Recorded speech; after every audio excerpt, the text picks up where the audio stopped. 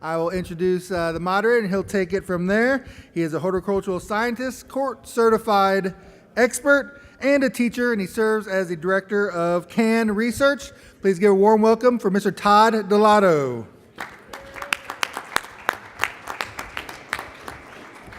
Oh, thank you. So cannabis testing for quality control, for safety, for potency has been an integral part of Oregon, as well as just about every other state's regulated systems. Oregon did some of the earliest work on developing testing requirements and such, and it's been a long process of changing and adapting to the needs to assure quality and safety. So it's been an issue that's been very intimate to myself, and we got 3 panelists here today. Testing goes a lot more beyond testing labs. The Oregon farmers are basically, the whole industry is downstream from the farmers.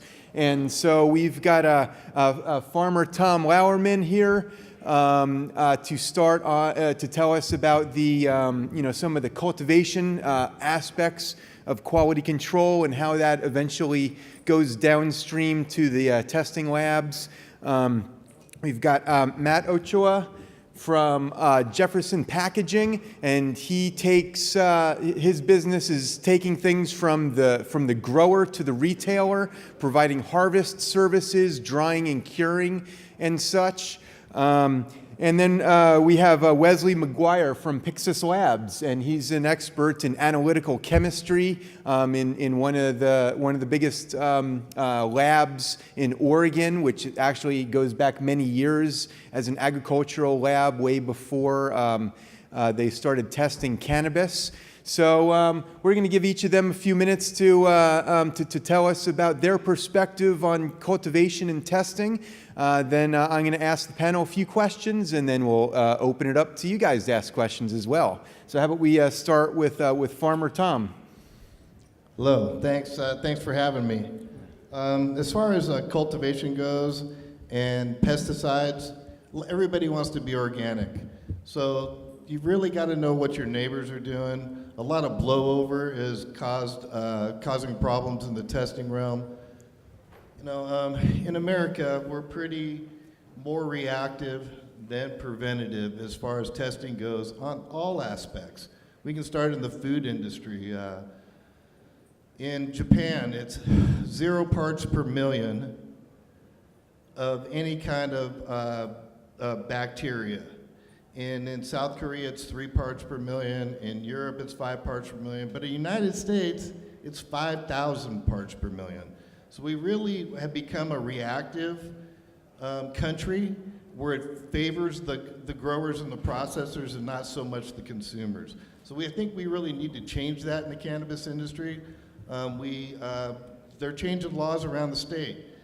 Like Washington State, a couple years ago, they were having 30% failures due to mold. So what happened was one of the lobby groups came in, they lobbied them, and now they have 0% failure rate. So that means that there's mold out there in the system. And what usually happens in America is a group of people will get sick, and what they'll do is they'll go after the processor and that grower and not really deal with the bigger picture.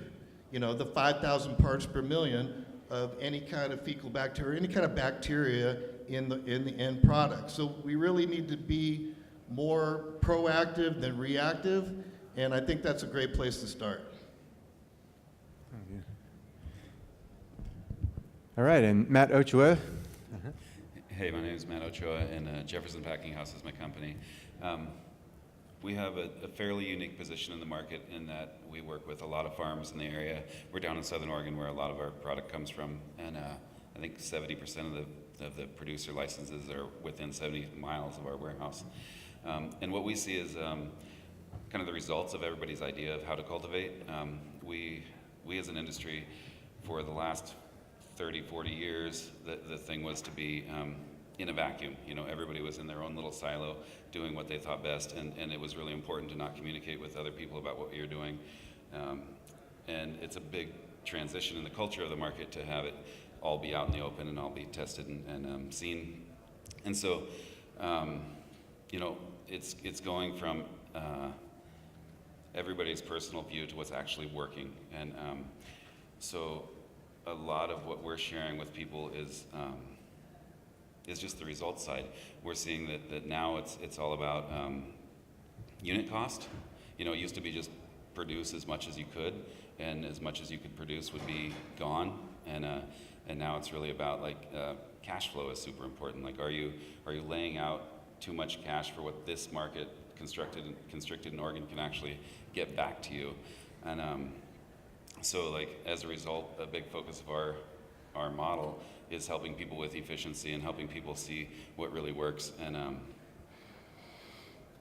you know, it's in one way it's really awesome to see it all coming through. It's awesome to see the legal market happening, and it's a really painful market right now for a lot of people. There are tons of high hopes and dreams. Everybody thought they had the secret to success here, and that might be more true when there's more opportunity for sales. But right now, you have to really be a tight operator to function in this market. And yeah, I mean, I think the industry. I was in it since a kid, and you know, pain and difficulty was always a big part of it. I think as we're going through this transition, we're seeing a lot of the newcomers fall back off because they're expecting it to be something it's not. It's not. You know, I got a message from a farmer straight up saying like, can I take over his farm, because he thought it was going to be like hanging out on his tractor and going fishing, and you know, it was never that. Like everybody I always knew as a producer was working hard, making a living, and I was kind of always in the same position as a wholesaler, and you know,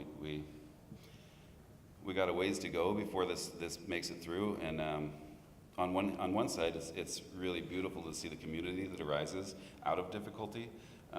People come together and people drop a lot of their resistance to you know, sharing what's going on. And so the beautiful side of it is that people are supporting each other. And I know my company wouldn't be here without a ton of grace from last year. Like we had a ton of understanding and patience with us while we went through our growing pains. And I really appreciate that part of it. And I'm glad to be a part of this. So thank you. Great, thanks, Matt. So Wesley Maguire, why don't you tell us a little bit about the analytical chemistry side of things? Sure, I'm happy to. So I've been an analytical chemist for about 10 years doing testing in food and environmental and agricultural fields. The interesting thing about being involved in cannabis here in Oregon is I was just speaking to a colleague outside before we came in here. This is the first time that I have been involved in a testing market where you're required to test for all of these parameters. Cannabis growers and producers are required to test for potency, for pesticides, for residual solvents in their extracts, and so on. While I think this is really good, I think that there are times when it puts an inordinate amount of pressure on small cannabis businesses, and I wouldn't advocate for that to be changed, but as a comparison, if you look at the food industry, nationally, FDA sets standards, or rather EPA sets tolerances for what residues are allowed on crops, and FDA enforces them. No one's required to do that testing, but anyone could be liable, and that creates a pressure that pushes testing in the interest of not only self-preservation for those companies, but in the interest of public health. And I definitely want to give props to Farmer Tom for bringing up that public health aspect, because it's an important passion of mine, which is that I think that we should really be focusing our regulatory and our testing efforts on things which could present a health threat to the consumers of this product.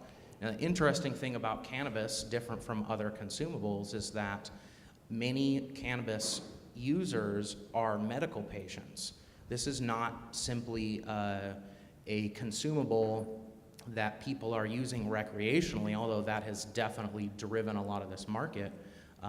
But people with sometimes compromised immune systems, they may be cancer patients undergoing chemotherapy, using cannabis products to help medicate their nausea.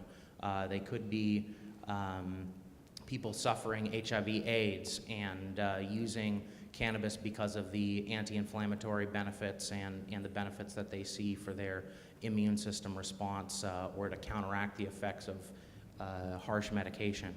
These are people that really cannot brook additional threats to their health in the form of toxic residues, and so I think in some ways Oregon has set themselves up to go above and beyond what other industries do require for testing, but in some ways we also have a long way to go.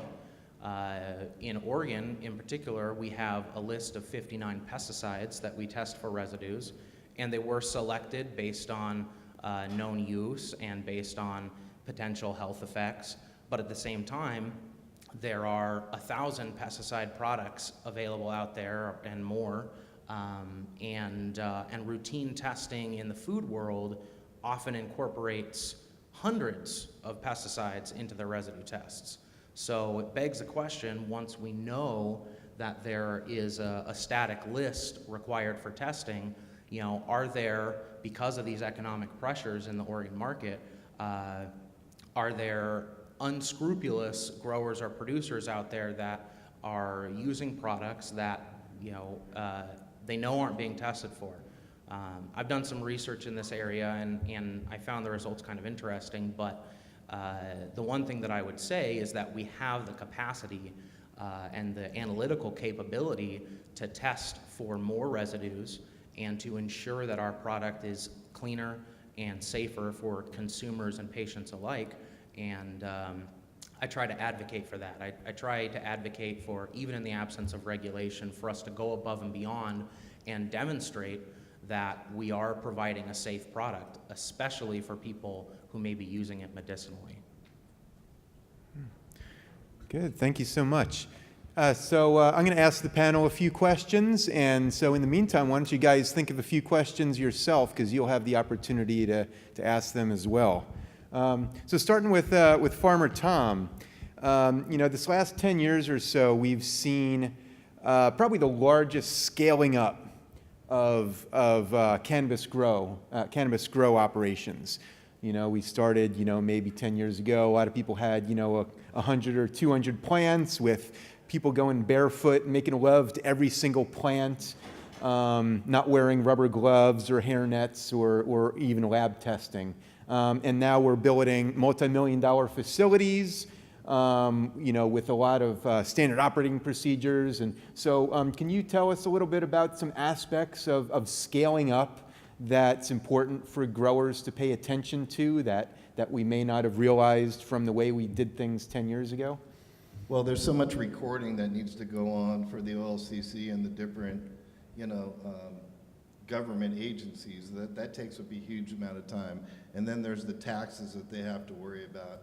And then there's the employee and the employee unemployment and all these different taxes and regulations. And the small farmer's really been burdened with a ton of that stuff. And look, these guys most of us, we're just good guys who love the earth and who love to grow good cannabis and have a good product.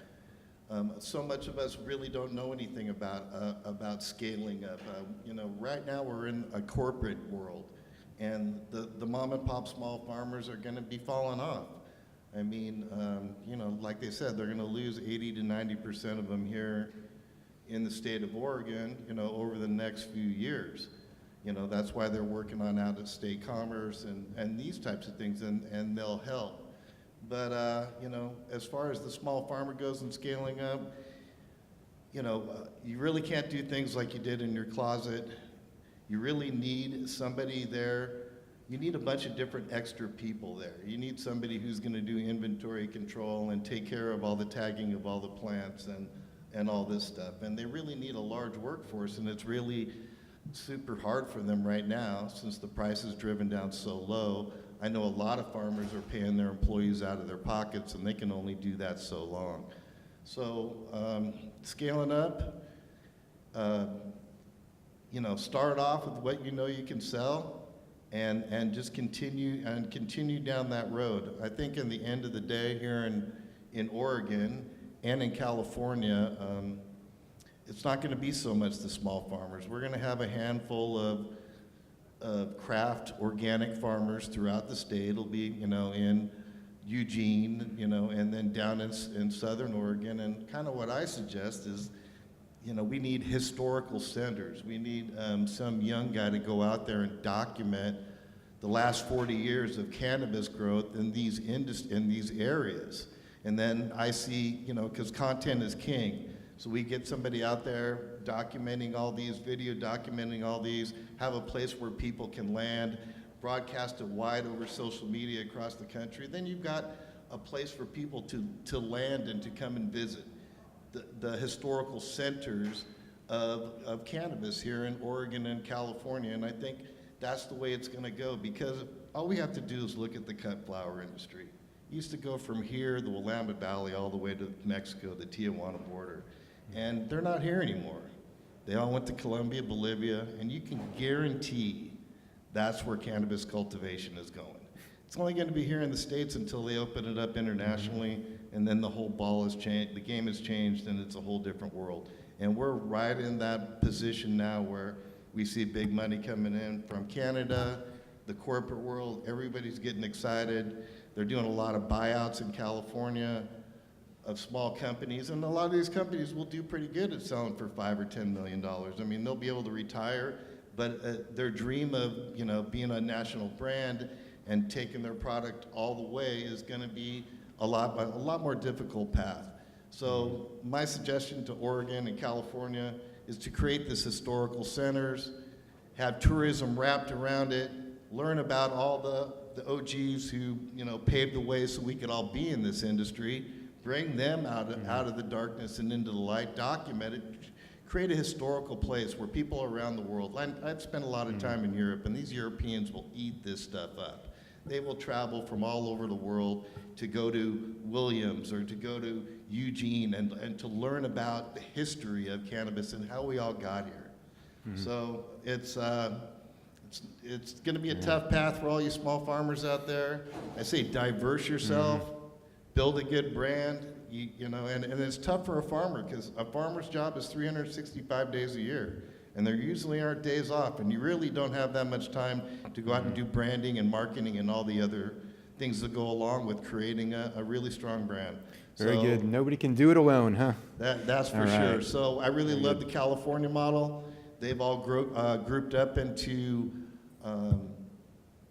like collective gardens for these little micro regions down there, the terroirs. And I see that being a huge benefit to California, because they're able to keep the small farmers in the play, funnel it through one processing facility, and then it goes out on one brand. So you look at the the Humboldt Sun Growers Guild. They've got True Humboldt. They've got like 250 farms that feed this machine, and they were able to keep the state plenty in good Humboldt cannabis. So too bad Washington, Oregon, and Colorado, we didn't really think too far ahead. It's kind of the Wild West out here. We're all, individuals pulling themselves up by their bootstraps, that kind of stuff. So, yeah, good example. Thank you very much, Tom. Yeah, good. I wanted to ask Matt. Businesses like yours serve a lot of different producers, and so one issue that comes up is cross-contamination. Maybe client A, process it. You process something for client A, has some residual contaminants on it, can affect client B unless you have the protocols to mitigate that. So can you just tell us real briefly just some of the protocols that are necessary for preventing cross-contamination? Yeah. Going into the business model, we had a lot of fear around that. A lot of people asked those same questions, like if some mold comes in on one plant, is that going to spread everywhere else? The infrastructure and systems in place have a lot to do with it. A lot of like your mold and everything grows in the right conditions. So our system is to control the temperature, keep a lot of airflow up. One of the main things that I see is just overcrowding of product. And so one of the big things we did is leave a lot of extra space in our warehouse, which gives access to everything, and you can monitor everything, see what's going on. But we really didn't have the issues everybody was afraid of. I mean, we never had mold go nuts, and we never had, of course you have to clean up your equipment between jobs. You always want to do that anyway. Yeah, we aside from just keeping things clean and tidy and making sure that we're on top of it, that's all it's taken. Good. Yeah, before we open things up to the audience, hope you're thinking of some good questions for our panelists. Wesley, is there any aspects of testing that are often overlooked in the industry, or that you would like to see either voluntary testing or required? Well, in the U.S., cannabis testing regulations vary quite a bit state to state. Now, there are states which have copied the regulations that other states have put into place, and I think everyone is striving to reach a best practices. But I think there are some holes. One of them I mentioned a little bit earlier, which is I think that our scheme for pesticide testing is nowhere near expansive enough, particularly as Farmer Tom mentioned, everybody wants to be organic, right? In the cannabis world, we would love to believe that our product that we produce or consume is clean and healthy and natural.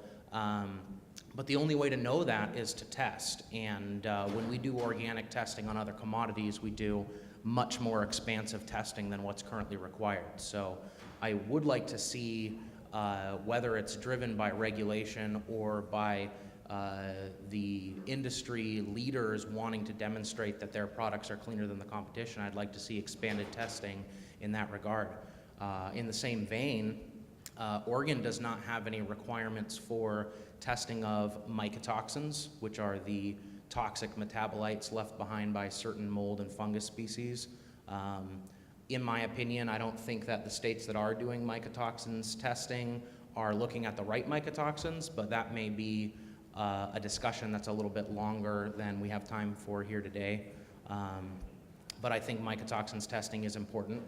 I also think that heavy metals testing is important. Cannabis and hemp are known bioremediators. They bioaccumulate all sorts of things from the soil that they're grown in and from their environment. And heavy metals testing, I think, is an area of concern that we should be focusing on, particularly with all of these things. When you take a plant and you concentrate it into an extract, all of these potentially toxic elements come along with it. So since we're using this stuff frequently for recreation and as well as for medicating ourselves, I think we owe it to ourselves and to the consumers and patients to make sure that it's as safe as possible.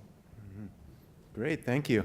Thank you. And as a horticultural, We're starting to run out a little bit of time. If you want to take questions, we're getting very close. Indeed, we're right there. Yeah, as a horticultural scientist, I also have a great desire to see a lot of leaf nutrient analysis, soil nutrient analysis, microbial biomass and such, just to throw it out there. Anyway, it's time. I hope you guys got some good questions for our panelists, and Gaio's got the mic. Let's hear it for the panel one more time. Does anyone have any questions? Once again, you guys are so thorough, or everybody's so stoned and full of ice cream. Yeah. There's a question over here. Okay, here it comes. Thank you all for your thoughts, and I think the question might be directed at Wesley. I appreciate your comments on expanding the pesticide list and maybe looking at additional contaminants. Are there any ways that you would see that, I guess, what would the cost implications be on that? Looking at the batch size of 15 pounds in Oregon, a 50-pound batch in California, would representative sampling allow us to maybe enlarge the batch size and then be able to have additional analytes, or are there other ways that you would, anybody on the panel, see as a creative way to expand the testing but also keep the cost the same or reduce it by either expanding the batch, removing a duplicate, so on and so forth? Well, I think that's a really relevant question, and as both Matt and Tom touched on, because of the way the market in Oregon has developed, it puts a lot of pressure on growers, particularly small growers, to try to be profitable and to try to stay in business. And the more testing that we do, testing is not cheap. Yes, the pricing of testing is being driven down, but at the same time, there is a certain level of expertise, expensive instrumentation, and facilities that need to be maintained, and there's a point past which labs can't lower their prices any further. I do think that you may be on the right track in terms of lot size. I think the 15-pound lot makes sense from a perspective of a small batch grower, but not from the perspective of industry. So I'm not sure what the right approach is from a regulatory side to limit that cost. However, I do know that that better testing services are available for those who want to be conscientious about the safety of their product. And I think that if you build a good relationship with a laboratory, they can do a lot to work with you on pricing. We don't have a whole lot of control over the regulations that specify how much of each lot needs to be tested, but I think if you compare cannabis to other industries, that 15-pound lot size may need to be reconsidered. I also think that the state tax system should pick up part of the testing bill, for sure, because you really can't pour all of this responsibility onto the farmer. I think that they should be using the tax dollars that they generate to help subsidize the testing that's needed to keep the public safe.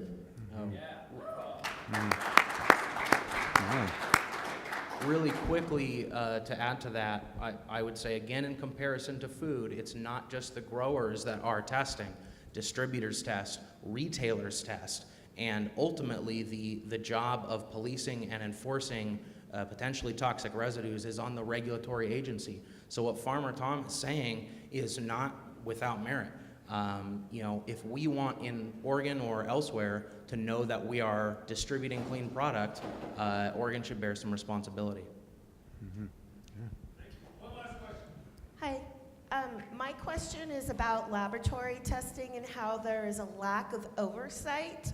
And I believe this Cannabis Commission in Oregon is talking about creating a laboratory that would oversee the Aura labs. How do you guys feel about that? Do you feel like there's a real need for that? I absolutely feel like there is a need for that, and I wish that we had more than a minute and a half to talk about it because it's something I'm very passionate about. There are a number of laboratories in Oregon that were basically built entirely to service the cannabis industry in the last couple of years. My lab is not one of them. We've been doing food and environmental testing for a long time, but one of the things that makes it really hard for labs like that to compete is that they are dependent on cannabis business in order to keep their doors open. And what that means is that when they are pressured by sometimes big and lucrative cannabis business to deliver the numbers that seem favorable, they may be required to fold and bend to that. And I think that compromises our scientific ethics. And I think the only real solution for that is oversight. Now, ORLAP is supposed to be delivering that oversight for Oregon's cannabis laboratories, but they're spread way too thin. And one of the results of this is that laboratories are unfairly pressured to compete on potency numbers, and there is an ongoing issue in Oregon with pretty rampant potency fraud. Since those THC numbers do drive sales. I think education of all levels of the market, of the industry, is going to help with that. Educating consumers, educating business owners, even educating regulators to a certain extent. But oversight of the laboratories and making sure that we're committed to quality data systems is absolutely essential for all of us to keep doing what we're doing and delivering safe and healthy products. Mm-hmm. Very good. All right. Well, thank you so much for being a great audience with great questions, and thank our panelists. for sharing with us. And don't forget to get up and breathe and stretch a little bit or something. I like to see healthy people here. And remember, when it comes to quality control and prevention, an ounce of preventions grows a pound of cure. Nice. One more time for the panel and the panelists.